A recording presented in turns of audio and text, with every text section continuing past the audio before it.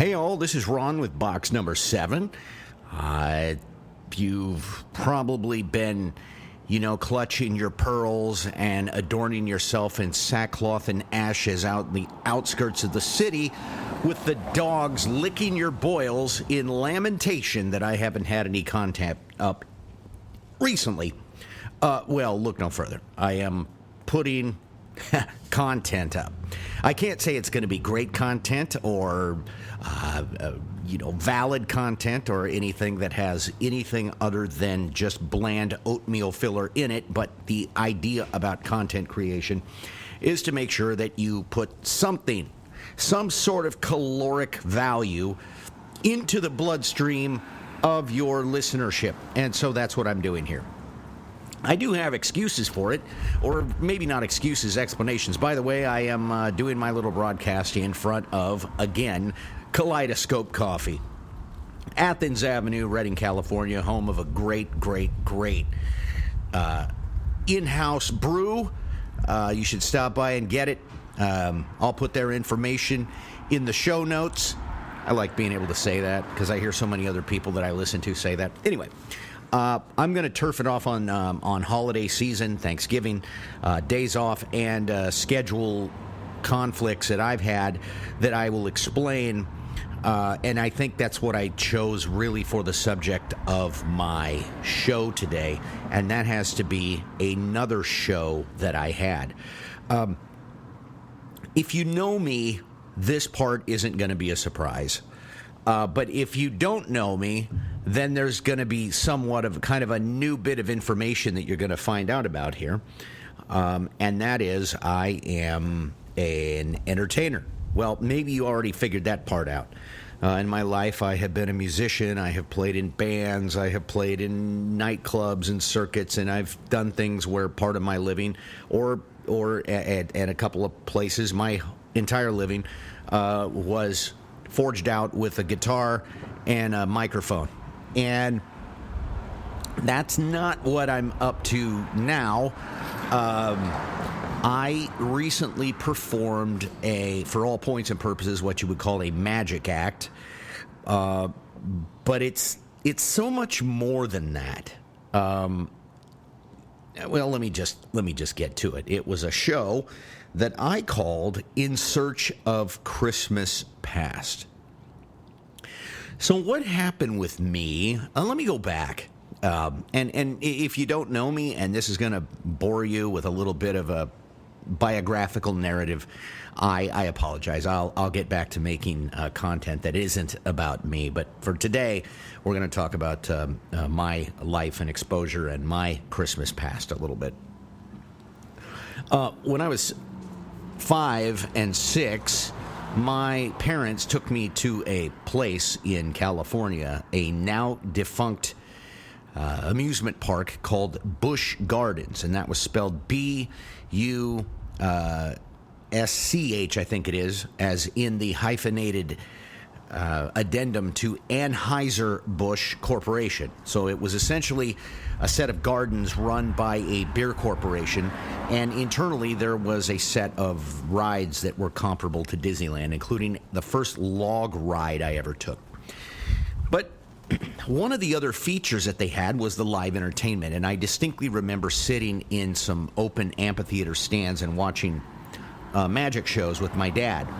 And I would watch, the magician put a box on a table, and then next thing you know, after a couple of motions, he would open the box, and a girl would be standing there in the box, and she wasn't there before. And I kind of liked it, but I also get a sense, if my retrograde memory isn't failing me, that I didn't really like what is called box illusions in the trade. And so we would go home, and I would see these magic shows on TV. Mark Wilson's Magic Land of Alakazam, where he did a combination of box illusions, stage illusions, And then what was called close-up magic, card tricks, tricks with sponge balls, tricks with cups and balls, many, many things that I come to know are very, very classically presented routines. And he wore the traditional tuxedo. His wife, Nanny Wilson, was his lovely assistant, and at times their very, very young son, Greg, would be there. What was interesting is that here I am 51 years later, and a couple of years ago I was at a place in Hollywood called the Magic Castle, and I'm walking with my friend John Hinton, who I hope to have as a guest on here, magician, entertainer, Christian man that he works a lot of faith-related circuits. But I was walking with him, and he was doing his very first performance in the Magic Castle, and I went down there exclusively to see him. And as we're walking, I saw a woman pushing a wheelchair, heading the other direction in the hallway, headed to the Peller Theater. And John goes, "That was Mark Wilson." And I'm like, "You have got to be kidding me." So I had to. Mark Wilson was the first magic book I ever owned. Mark Wilson's Encyclopedia of Magic, very famous, just a big, overloaded book that has a lot of great information, and it's undersold because it isn't vainglorious. It doesn't appeal to our short attention span culture now. But anyway, I could go off on diatribe after diatribe. So I looked at him, I go, there is no way I am going to let Mark Wilson pass me in the hallway and not go up and meet him. So I went back and I stopped him, and it was his lovely wife, Nanny. You know, they were on their way, and it was so weird that Mark Wilson, who I believe was either in his 80s or 90s now, was predominantly, I think, confined to a wheelchair. At least he was not very, very mobile. And he still had enough child in him that he wanted to go and watch people perform at the Magic Castle. That was the thing that made me the happiest. The second thing that made me the happiest was the way I told him this and told him about his book and his influence and how happy he was, and I got to shake his hand. Unfortunately, photography isn't allowed inside the Magic Castle, so I did not get a picture with him, and he did pass away a reasonably short time later after that. I went to the Magic Castle Awards, a year and a half ago? I don't remember. And I went to see them, and that was in downtown L.A., and I saw Nanny Wilson with her son Greg and took a picture with them. And, of course, I explained how I met them in the Magic Castle and so on. Then that led me to a guy named Doug Henning. Now, Doug Henning was a guy who had kind of like he had the large hippie mustache. He had long hair parted down the middle, bell-bottom pants with the stars on them. Very much probably a semi parody of all of the Age of Aquarius chit-chat that was going on, at the end of the time where he really hit mainstream. And he also had some buck teeth, kind of little buck teeth, but they were things that complemented his appearance. If you ever get a chance to just go to YouTube and look up Doug Henning, and you will see absolutely nothing but a joyous presentation of what I mean. He was the happy hippie. He was a man who wanted to make people smile. He wasn't interested in you thinking that he was in possession of magical powers. He was just using the pre-CGI effect that sleight of hand is able to have when telling a story and give that feeling to people. And he really was, for all points and purposes, he was my main wannabe influence at that period of time. Now, there's a significant wind out here, and I do apologize for that, but nonetheless here, I don't know if it's going to affect my audio quality.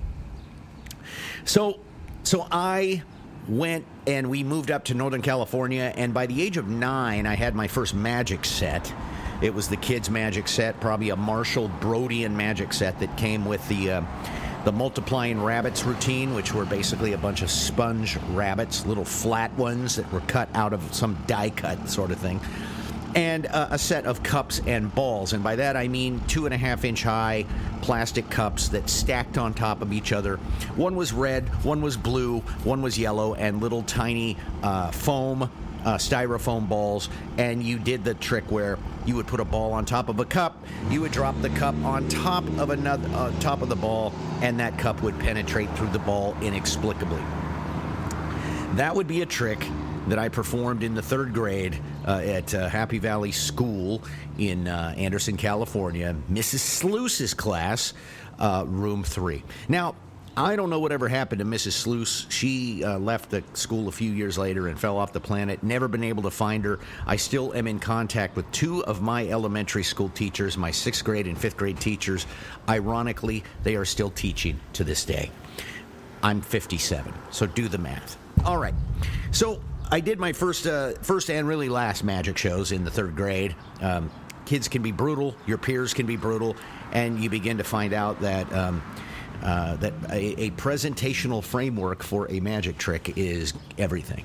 So I grew up, adolescence hit, I forgot about all of it. I got into the usual teenage things, distracted by music and girls. I was going to a private school. I was really into music. And in 77, when Elvis Presley died, the cataclysmic meteor that hit the culture when he passed away was something I had never seen. And I be honest, I still have never seen. Michael Jackson, despite all of the hullabaloo, despite all of the social media and the presence of the constant flow of information, his death still did not register the way Elvis Presley's did. And I really don't think I have a cloudy recollection of that. So anyway, I basically dropped magic for many years.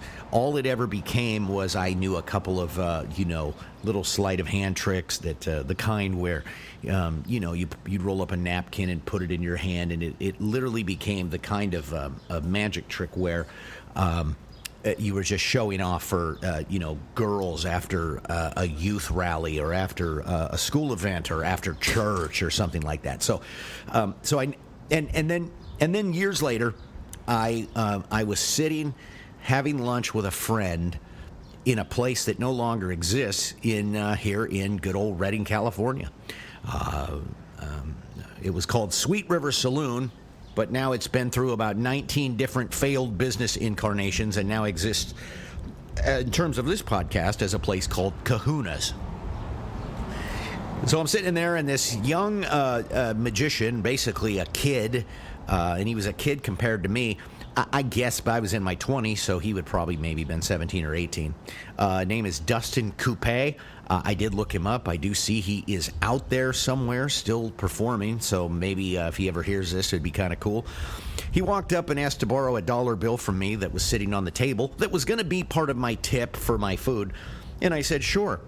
And then he borrowed a pencil that was on the end of the table by the napkin holder, and he shoved the pencil through the $1, and it went right through George Washington's face, and he ripped the pencil out the side and immediately handed me the $1, and the $1 wasn't ripped. And I was flabbergasted how this could possibly be. I saw the pencil puncture the $1. I saw the pencil rip out the side.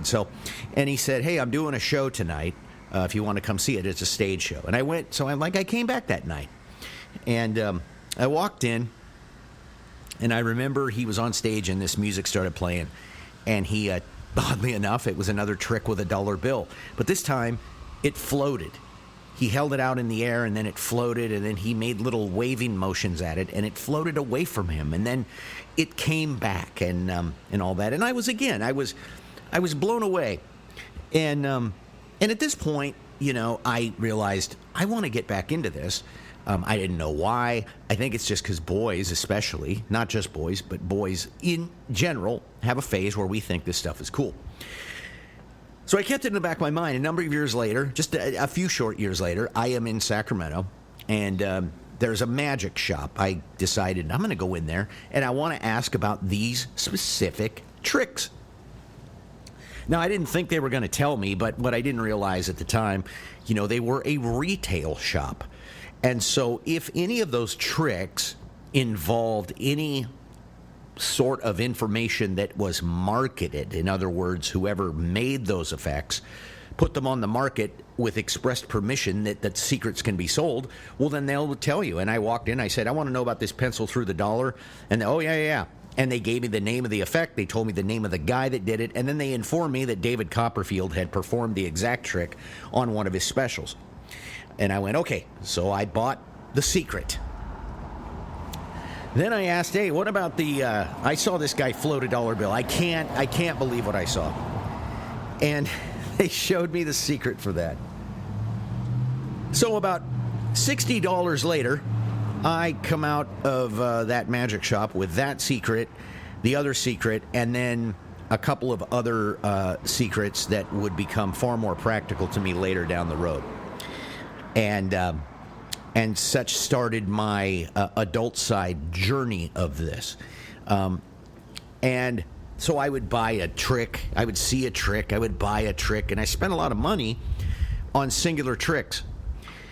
Then, when my dad saw that I was getting back into this, my dad would scour the TV guide, and he would videotape every magic show that would come on TV. And we had sort of a tradition through a few-year period where the night before Thanksgiving in America, a show would air that was produced by Gary Oulet called World's Greatest Magic. And it had this really great narrator voice that said, coming up next, Jeff McBride mixes masks and card magic. Stuff like that. And they really produced it well. And it was a mix of stage magic, and then what I would realize was my favorite thing in the world, close-up magic with playing cards. I knew there was something about playing cards and I know they're old, and I know they go way back, and they actually have, at times, controversial history, checkered history. Absolutely. So do dice. I mean, the casting of lots to part the raiment of Christ at the foot of the cross alone taints the nature of that type of thing. In one way, however, the children of Israel also had this little jacket they wore called the Urim and Thummim, which was another sort of prevaricator for them. Anyway, I see, this is what I'm talking about being tangentially distractible. So I realized I saw the guys that I really wanted to be like. And one was a guy named Bill Malone who was performing a lot of cool tricks, and a lot of them had gambling themes and cheating. Themes of deception, themes of the historical nature of how people have lost their money and livelihoods by making what they call the Faustian bargain with the gambling devil. But then came a guy from Argentina. Now, he has since passed away. He's passed away quite a while. His name is René Lavon. And it was this suave, elderly, Argentinian cool cat that sold the deal. And I'll never forget the time that I was sitting in a fast food restaurant. It's called Carl's Jr., and on Cypress Avenue here in Reading. And I was just by myself, and I had just watched a copy of him performing a trick. I'll put the link to this trick in the show notes. It's called I Can't Do It Any Slower. And it was just a simple trick that I learned later in the magic trade is called oil and water. And here's the simple plot. You have 3 cards that are red. You have 3 cards that are black. You lay them down one at a time on top of each other, alternately. Red, black, red, black, red, black. You then say, but oil and water don't mix. And you immediately flip the cards over, and the reds are all together and the blacks are all together. Now, There are probably 1,000 variations, of that trick out there. But Renee's was the best one I've ever seen, and it is the best one that I have ever seen since. Here is the other aspect to why I thought he was so cool. Secondarily, not only was he from Argentina, not only did he have this tall, lanking, Sean Connery, cool cat vibe, he did his act in Spanish. He never attempted to appeal to the American audience by going into English, and there was a translator that translated everything he said. So that was another thing that added and compounded interest into why I think Rene Levon is my biggest influence for pushing me over the edge. And the last thing about him has to do with the fact that he only had one arm. Now, he was born with two, but he had an industrial accident. I think it was work-related accident that deprived him of the use of his other arm. I don't know how much of it may or may not have been missing. I believe he had it, but I don't believe that it was functioning. So every bit of his act, all of his shuffles were all done with one hand, riffle shuffles with the cascade effect, and then this trick, I can't do it any slower. And when I saw that, I realized that if I was going to do this, I want that. And so it led me not to buying individual tricks anymore, but to buy books. And I'm not going to go through my whole biography, but I wound up getting my hands on a book by a man who I would ultimately meet, I would ultimately correspond with, and who passed away here in the last 2 years, year and a half maybe. And his name was Darwin Ortiz. And he was one, in my opinion, one of the finest writers. Well, I got a hold of a book that had come out, and this is back in '96, I think, and it was called Card Shark. And in that book would lead me through the most magical reading, and when I mean magical, I mean nothing spiritual. I mean the mystery. The idea that he described a trick and said, this is what, when you come out of the end of this routine, this is what it should look like. And I began to practice, the techniques and the shuffles and the moves and the technical requirements that were there. And before I knew it, I was performing a routine out of there that is still my favorite card trick that I perform. And it is called the Hitchcock Aces, or in this book, the new Hitchcock Aces. He had previously written a different version of the trick in a previous book, but I hadn't known about it. So my card mastery took off, and I literally became that. It became where everything I was doing was 99% cards. The last thing that pushed me over the top in terms of starting to forge my own personality, stage personality, was I was working in a private Christian school, and this young man, I can't think of his name. He came up to me and he goes, my mom and I watched this show on HBO. I didn't have HBO. And he says, you need to see it. He goes, it's coming back on and we're going to tape it for you.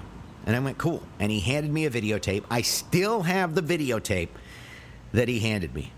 I remember the kid's last name. He's probably 40 now, but his last name was Carroll. I want to say Stephen Carroll. If you're out there, I think that's your name, and thank you, because you changed a portion of my life for sure. And that was a show called Ricky Jay and His 52 Assistants.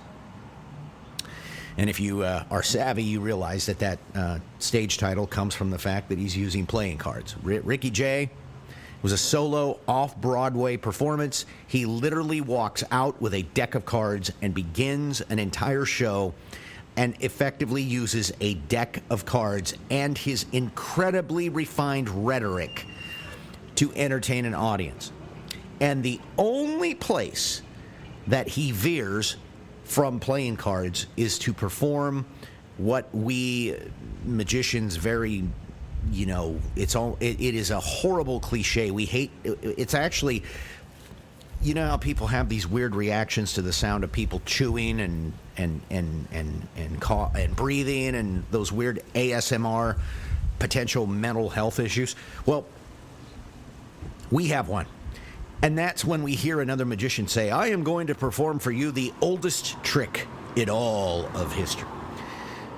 And it is fundamentally true, but it feels so cliched that we feel like we're stealing a joke from some stand-up comic from 500 years ago. And it is the trick. The trick is, and I mentioned it earlier, it is called the cups and balls. Now, this was actually the trick that I fell in love with the most. And in these scenarios, these men on the street interviews, they say, if you were just stranded on a deserted island and you could pick one book, what book would you be stranded with? And you get various answers. Some people say the Bible. Other people would say War and Peace. Other people would say Huckleberry Finn or Sense and Sensibility, Pride and Prejudice, classic novels. Well, I have that own scenario, that if I was going to be stranded on a deserted island and I only had one set of tools with which to work on variations of a routine, it would be the cups and balls. Now, this is the classic 3 cups and 3 balls scenario. There are variations. And so I decided I wasn't going to try to copy Ricky Jay, but I was going to attempt to, for the most part, create an act that only involves a deck of cards and maybe the cups. And now, if you see my show, it also involves the use of a piece of rope. So I went through years of performing tableside magic, street shows, corporate events. I did some trade shows where I'm trying to fit my magic around the commercial representation of something out there. And it went on and on and on and on for years. I made, sometimes I made decent money. I played in events. I played in houses that are in my own town that I didn't know existed for people that I didn't know existed. There are people in my town that look like they are the Addams Family. And they were really cool to me. And they paid really well. And I did my job. And they weren't weird. They just literally looked like they crawled off, a Herman Munster lunchbox or something like that. That's a long time ago, so nobody's going to get who I'm talking about at this point. Then, in 2015, nearly 10 years ago, I decided that I was, instead of being the adjunct, the add-on to somebody's event, like the Seroptimus Club, where it's a luncheon and a bunch of people are sitting around talking about very, very boring, mind-numbing subjects. And then, and by the way, we anachronistically brought this guy in to do some stuff that has nothing to do with what we're talking about. You have no idea how ill-fitting some of my shows were throughout the years, but I didn't care. I was like, to them goes the logistics. To me, I'll take the money. So at some point, I decided I am now good enough and mature enough that I have an identity. I went through various identities. I tried to be a comedy magician. I tried to be a kids magician. I tried to be a pickpocket magician, where you steal watches. I still can steal watches and very occasionally do them, but not in my stand-up show. Street shows where I can easily cannibalize off of the demographics that are standing there and take a look at who's wearing watches, and I bring them in and have them find someone who's comfortable enough to have their wrist touched while I put something in their hand and blah, blah, blah, for the sake of a trick. Ultimately, I didn't wind up being any of those guys. So I wound up being a guy who was, somewhat of a low-grade smart aleck, articulate, well-read, love of history, an absolute love of history, particularly American history from the 1860s and the Old West, and then the history of deception. And so I decided I was going to put on my first ticketed shows. And so my very first show was in the December of 2015 at a place that no longer exists. It was called the Bohemian Art Loft. It held about 50 people per show. Little miniature little miniature box theater. And I had no idea there was that much public interest in what I was doing. So I went ahead and I booked I booked a single show. You know, it was just going to be like a Friday night just to see if I could do it. Well, it sold out in a couple of hours once I put it on Facebook. Then Peter and Nadia called me, the people that were running that, and they said, you know, you've already sold out. We're done, and we've got requests. So we put in a second show. That one sold out in about, I sold a bunch of tickets at the outset, and then about a day and a half later, that one sold out. So I'm 100 tickets deep already. And so we added a third show, and that one was nearly sold out, but everybody that wanted to be at the show was satisfied. And the title of my show, and it's one that I have done a couple of times in various venues, called A Brief History of Deception. And it had enough of the Ricky Jay influence, but it wasn't Ricky Jay's material. It had an extended cups and balls routine that belonged to nobody but me. In fact, it was too long of a routine. I wrote too much. I talked too much. I've learned since then. But it was encouraging, and I got to walk away going, I literally got up and did me. I wasn't doing anybody else, and people paid to come see me. And so in the last 9 years, I have done many, many, many shows, and I wanted to do a Christmas show because Christmas has some of the most magical memories I have. And quite frankly, when it just seasonally, it has a magic and a grace to it. Now, I realize that it's commercialized. I realize that most of it is commercialized to the effect that it completely eliminates the birth of the Christ child. But there is a lot of goodwill that exists within its frameworks. And I wanted to always make a show around that. Now, what's funny is that one of the driving factors was something that happened in 2002. And that was I put a magic trick on the market. And my mistake was I probably should have never marketed it at all, but I did. And what it was this.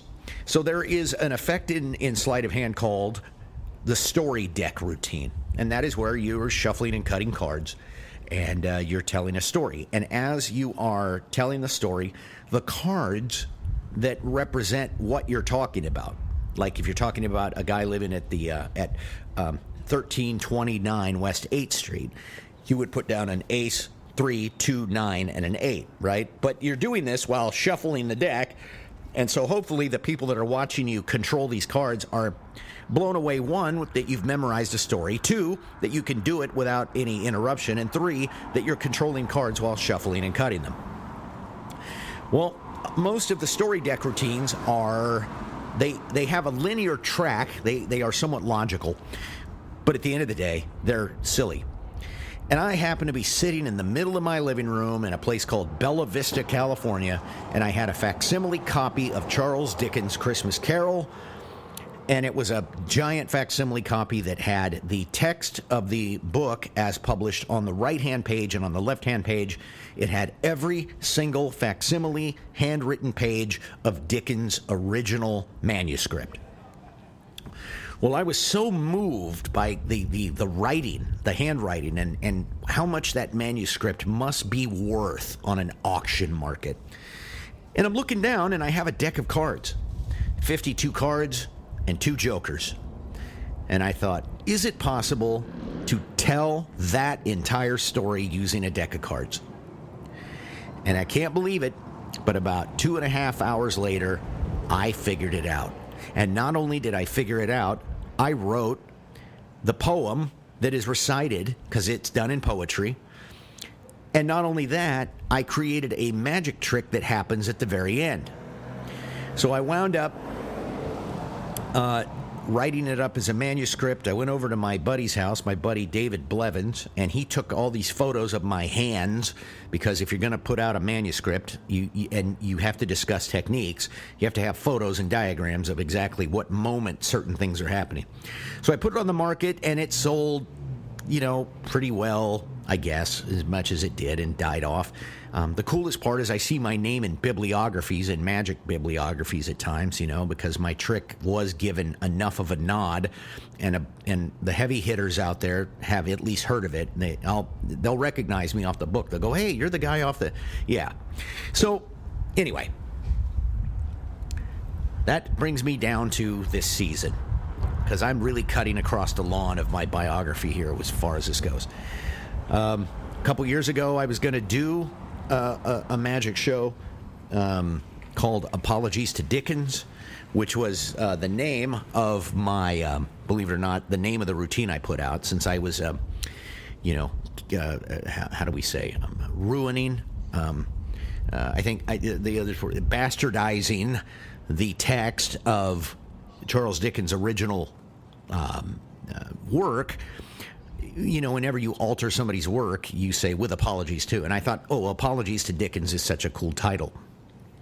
And I went to run with that show, and it was going to be performed at a place here in Reading called the Riverfront Playhouse, another really great place. And then I had an extreme dental emergency. I don't want to go into it, but just, stuff happens, and it was going to require a months-long repair process before I was going to feel comfortable trying to articulate an entire show in front of a crowd, so I had to cancel on that. Then, as I started gauging interest for my shows, I did some other side shows in another place here in town called the Arts Theater. I did one in a place called Cottonwood. That was our original site, Cottonwood, California, a little 35 or so seat black box theater. The problem was it was done in, those shows were in July, and we were having 113 degree Fahrenheit heat, and it was a non-air conditioned building that used a single swamp cooler, so there were problems, but I got through the shows. And it was a Western themed show called An Appointment in Deadwood, which is a show I'm going to bring back. And I'm hoping to do it in Deadwood, South Dakota sometime. Anyway, cut to 2024. I decide I'm going to throw a show down at the Arts Theater, which now exists on Hirsch Road in another place in Anderson, which is just north of Cottonwood. And I called it In Search of Christmas Past. And so it was basically this. I formulated a show in which I was going to research the value, not research, but, present the value of looking at the past, learning from the past, cherishing things about the past, and then applying it to now and the future. And so I opened with my routine, Apologies to Dickens, and started with that card trick, and it got a really great reception. And I've done it, I've performed it through the years, but I've never really done it in my own public stand-up shows. So the show basically took you through, went from there, and I talked about the story of Scrooge, and I talk about how the story of Scrooge's redemption is actually sort of almost a biblically redemptive process. The Ghost of Christmas Past, Christmas Present, Christmas Yet to Come, and the threefold process of his traumatic journey that helped change him and alter the course of his heart and his life was threefold, almost like a death, burial, and resurrection, almost like a,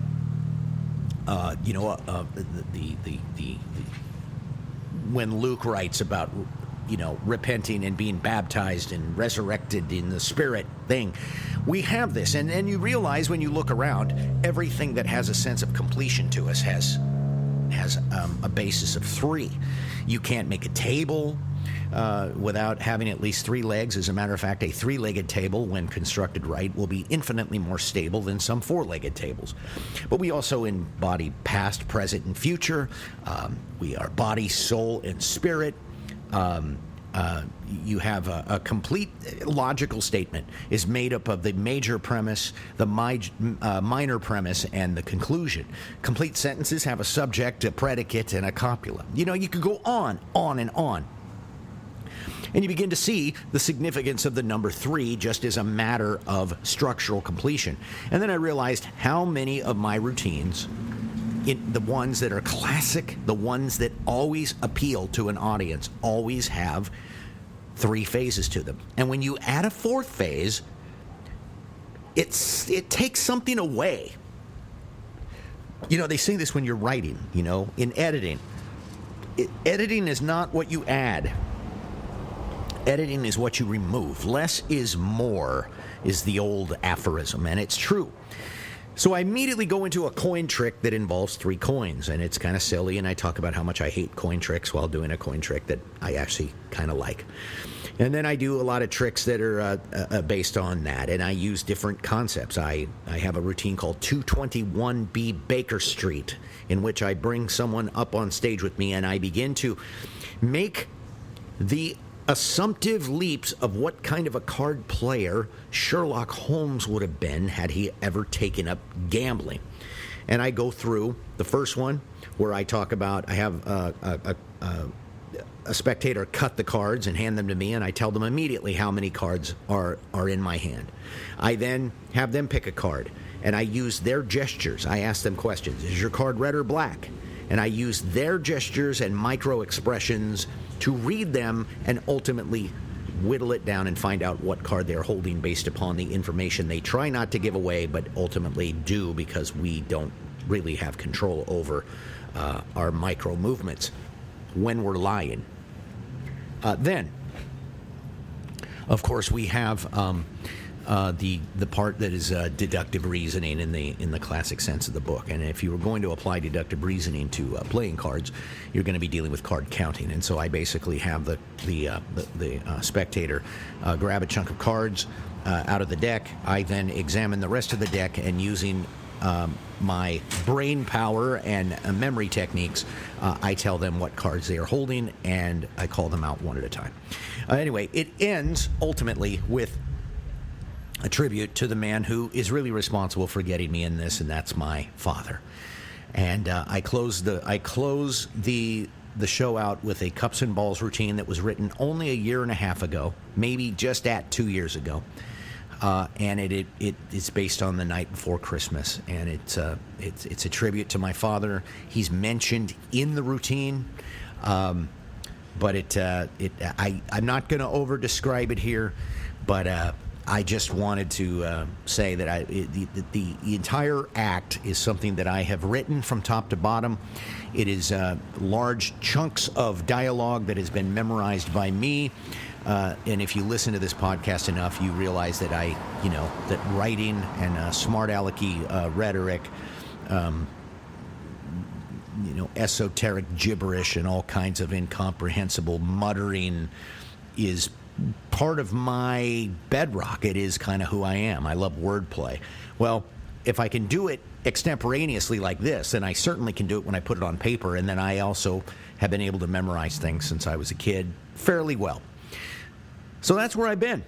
So instead of looking up any words on, any updated words on the Ark of the Covenant, by the way, none of my mail has come back. Not from Mar-a-Lago, not from the church in Ethiopia that is allegedly claiming to have the Ark of the Covenant, nor my letter back from the Vatican in which I've attempted to find out if Yngwie Malmsteen is going to require an exorcism by their standards. And speaking of that subject, I am currently researching the real history of the young Bavarian girl behind the film The Exorcism of Emily Rose. Not The Exorcist. I'm going to touch on that movie, and I'm going to talk about it from the standpoint of its cultural impact, of its spiritual impact, and also the dementedly brilliant techniques that William Friedkin used, the director of the film,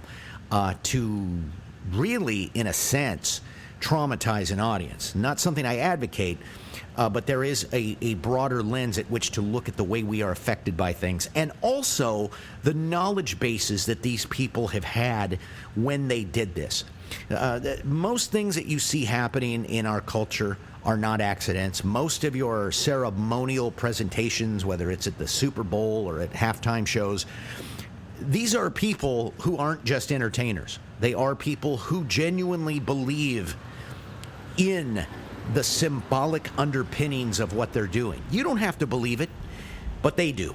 And what people believe should matter, at least in terms of how you're willing to absorb what they present to you.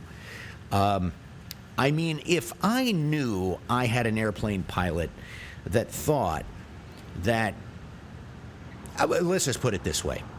Let's go back to 9/11. If the people on that plane knew that the man that was going to force himself into a pilot's cabin was going to do what he did, and understood what he believed and why he believed it, they would have never gotten on that plane. And so I think that in terms of culture, because culture, movies, books, music, everything that we do, and trust me, I'm immersed in it, all of it carries a worldview. And in reality, my show, In Search of Christmas Past, carried a worldview as well. That there is value in looking back. There is value in stopping and taking some lessons from the past. There is value in extracting the wisdom from those that are much older than us and applying it to the present and applying it to the future. And either heading off extreme heartbreak or even finding the road to ultimate redemption. So anyway, but the original Bavarian girl from that movie, her name was Anneliese Michel. It was in around 1976 when, anyway, there was an attempted set 52, I believe, exorcisms by a few Catholic priests who were ultimately put on trial for negligent homicide. Anyway, I'll go into all that because the backstory is very, very interesting, and the implications of how our culture always views that subject has an interesting outlook as well. Anyway, this is a haphazard and really long episode. I apologize. And that goes with no intro music today, but I'll do the outro music, so we'll talk to you next time from Kaleidoscope Coffee on Athens on a Sunday morning. This is box number 7.